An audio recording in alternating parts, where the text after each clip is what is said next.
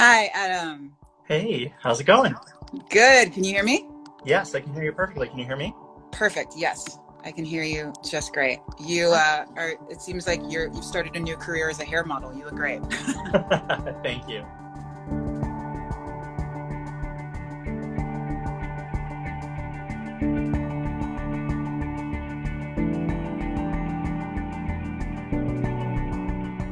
What do you think is happening in the climate movement right now that maybe people don't know about?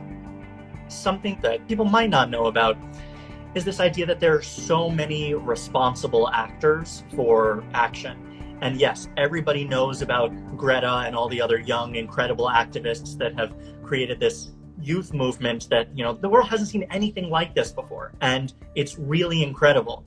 And so that is just starting to get the ball rolling to have really big businesses, multinational corporations make commitments. And the kind of commitments that these businesses are making are so much more than what they were doing even a year or two ago. So I think we're kind of approaching that middle step now of, big corporations like Amazon making the pledge to achieve, the Paris climate goals long before they're actually meant to be achieved.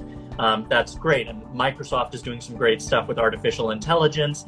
I think now we need to see how this circle of responsibility incorporates individuals and businesses and policy.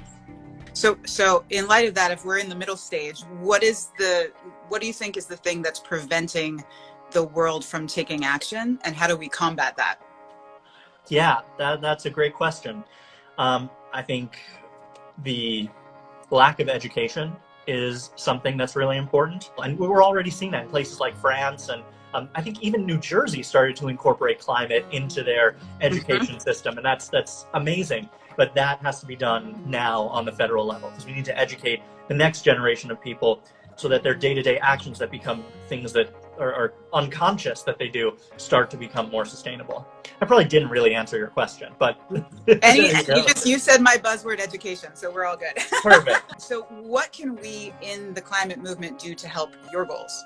So I do a lot on the music side to help spread awareness of the climate movement and about sustainability in general. But I think the number one thing that people as individuals can do is educate themselves. With social media and with all of these great organizations like yours, there's so much information out there where people can educate themselves. And what I really like to see is places like TikTok. Of course, TikTok is there for entertainment, but also there are a lot of accounts that are really focused on creative ways of educating and sharing messages. So I think as a small first step, changing your algorithm on TikTok so it focuses on things that can educate you just as much as entertain you. Yeah, so you're telling people to figure out how to create a dance that can educate about climate. Yep, that's exactly what I'm saying. You got it. That's what I got. Yeah.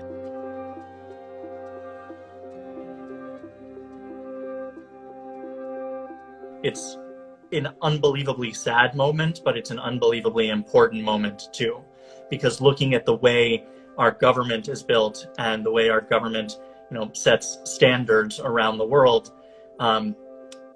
there's so much more that we can be doing on the climate side.